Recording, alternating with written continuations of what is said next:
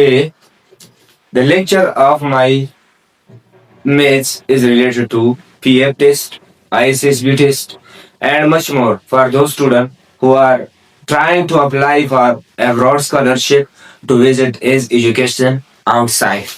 So, without wasting the time, let's start the class. The type of matrix entirely related to class 9 maths. First of all, we will discuss the type of matrix. The first one is row matrix. Row matrix is defined as the matrix having only one row. Those matrix having only one row will be called a row matrix. Opposite to that, column matrix. The column matrix definition is matrix having only one column.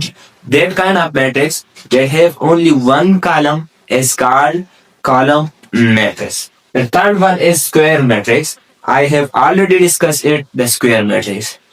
Whenever the number of row in a given column is equal to the number of column is equal to a number of row is called square matrix. Matrix having same number of rows and column means that number of row will be equal to number of column. Rectangular matrix opposite to square matrix. When the number of row in a given matrix is not equal to column, the matrix will be called rectangular matrix. Zero or null matrix represented by capital I.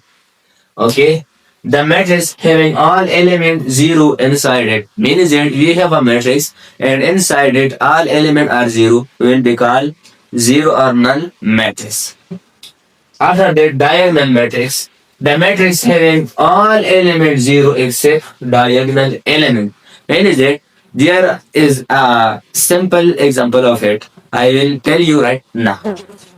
Diagonal matrix, those matrices, all elements are 0 except at a main diagonal, like 7, 2, 4.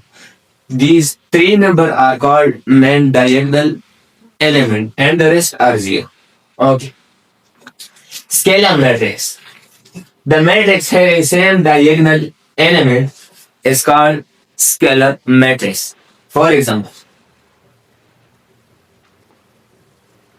this is a simple scalar matrix. The diagonal element are same 2, 2, 2 and the rest are 0. This is called scalar matrix. Okay. After that, identity matrix. Identity matrix having only one at the main diagonal. Mean we have a matrix and at a main diagonal the main element are only one and the rest are 0 are called identity matrix. Okay. Transpose of a matrix. Whenever we have a matrix and we convert the number of rows into column, the result matrix will be transposed matrix. Okay. Symmetric matrix. The transpose of a matrix is again equal to that matrix is called symmetric matrix.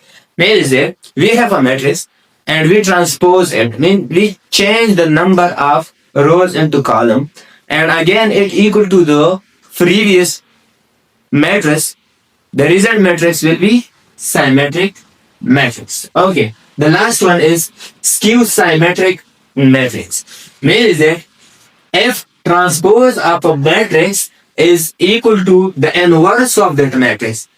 For example, I have a matrix and I took the transpose of that matrix, and after taking the transpose, the result is equal to the inverse of the original matrix. This phenomena is known as skewed symmetric matrix. Let's discuss each example with a little bit detail. For example, this is a row matrix, this is a column matrix, this is square matrix because number of row is equal to number of column. And this is a rectangular matrix because number of row is not equal to column.